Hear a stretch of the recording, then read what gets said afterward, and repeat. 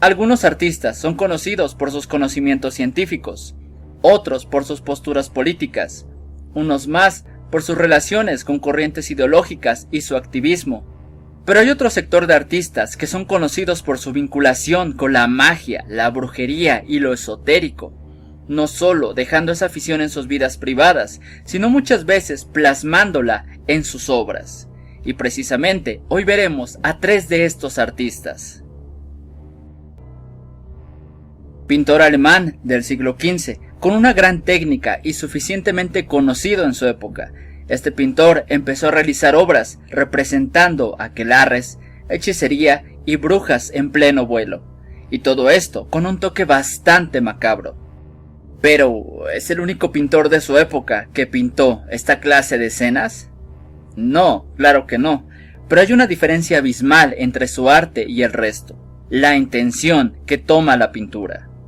El resto de pintores, de carácter más bien religioso, aunque también recurrían a representar escenas oscuras, incluso con demonios, el diablo y muchos muertos, estas solo servían para exaltar la grandeza de Dios, sus ángeles y sus guerreros, evitando representar a estos elementos sombríos con grandeza, orgullo, dignidad o incluso en exclusivo.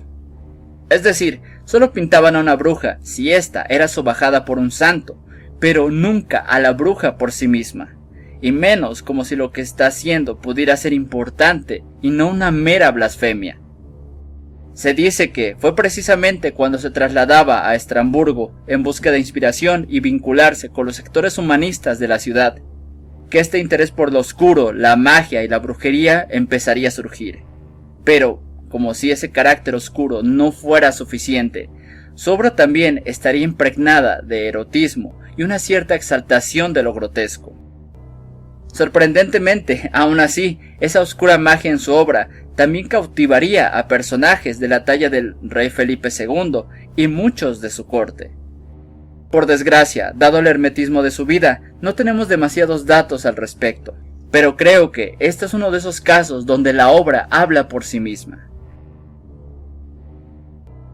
La obra de Goya se puede dividir en 2 grandes vertientes. La primera, sus encargos, trabajos más formales y obras más académicas, obras por lo general de carácter más sobrio, como retratos y más retratos para la realeza y la gente acaudalada. Y el otro, sus propios intereses. Y es precisamente esta segunda vertiente la más interesante. Sin estar atado a ninguna condición, podía dar rienda suelta a sus ideas más oscuras y retorcidas, y créanme, Goya tenía una gran fascinación por lo oscuro. Desde la mítica Cronos devorando a sus hijos, o su Coloso, podemos apreciar esa pasión por los temas escabrosos, empapados de mitología y magia, diagonal, brujería, que siempre suelen acompañar al mito. Obras suyas como Aquelarre representa un sabbat con un montón de brujas en torno a un macho cabrío ofreciendo a sus hijos en sacrificio. En otras obras como sus Caprichos tenemos muchas escenas que cubren todo el espectro de prácticas de la hechicería, donde podemos ver desde los condenados por herejía a pequeños grupos realizando sus prácticas. Vuelo de brujas sería otra de sus obras más significativas con este tema. Pero si ya dentro de la vida pública, en la corte del mismo rey, muchas veces su trabajo ya era un poco escatológico, su obra se tornaría más oscura con su madurez. La sordera, el aislamiento y las secuelas de la guerra tornarían su obra mucho más sombría, pero sobre todo más sórdida, con una crudeza que no había sido plasmada antes, y que ahora se dedicaría a plasmar a lo largo de los muros de su finca. Pero, ok, ¿esto vuelve necesariamente a Goya un adepto a la brujería?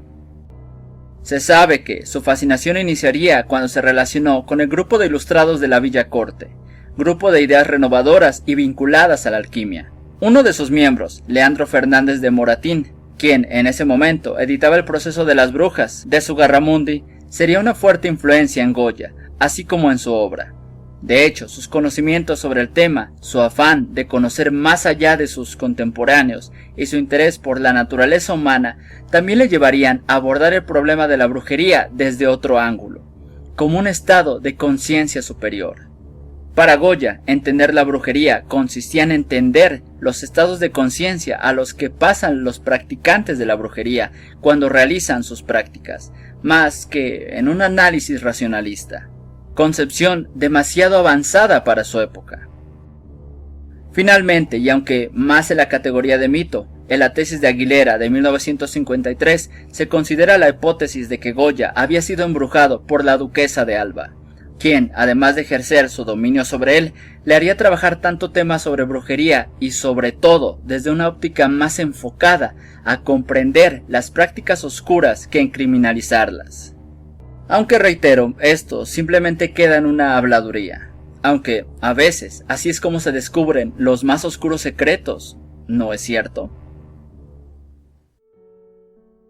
Nuestro último caso es un caso muy curioso porque, en realidad, no se trata de brujería, sino de alquimia.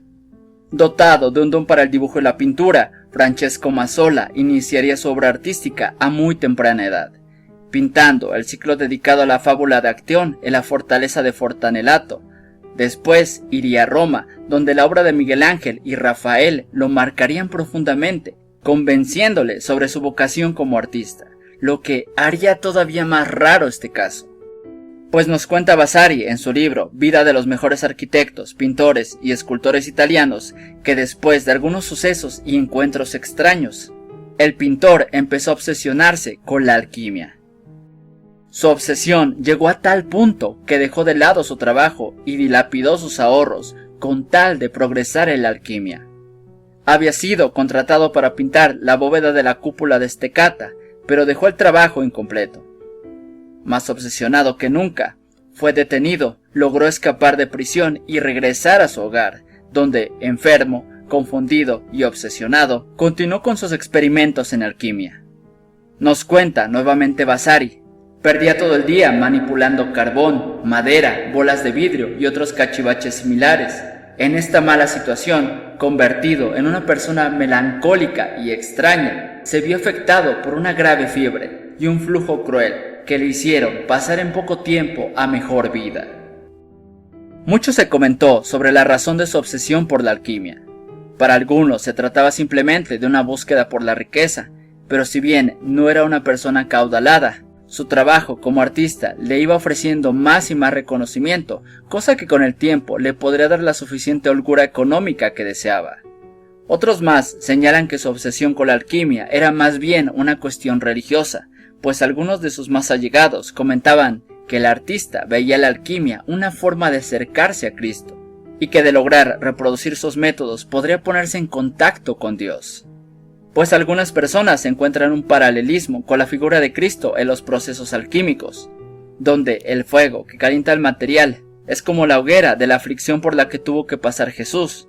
El periodo de digestión química equivale a ese periodo del ayuno de Cristo, y si el resultado es correcto, obtenemos la redención personal, como Cristo resucitó.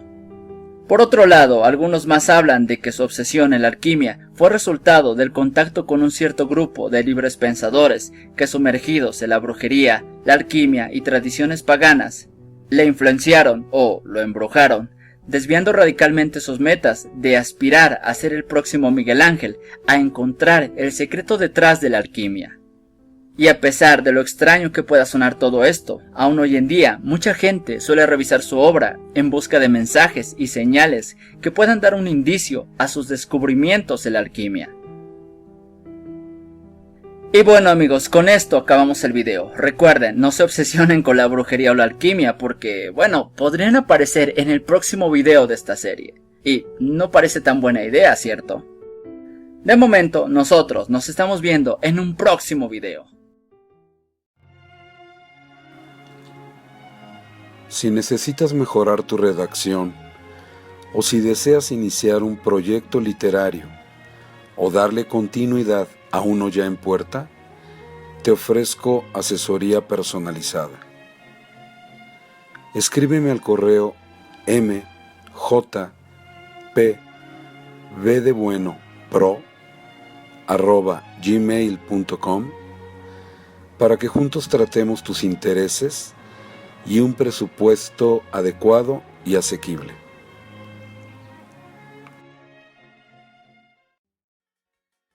Pues nos cuenta Vasari en su libro Vida de los mejores arquitectos, pintores y escultores italianos, que después de algunos sucesos y encuentros extraños, el pintor empezó a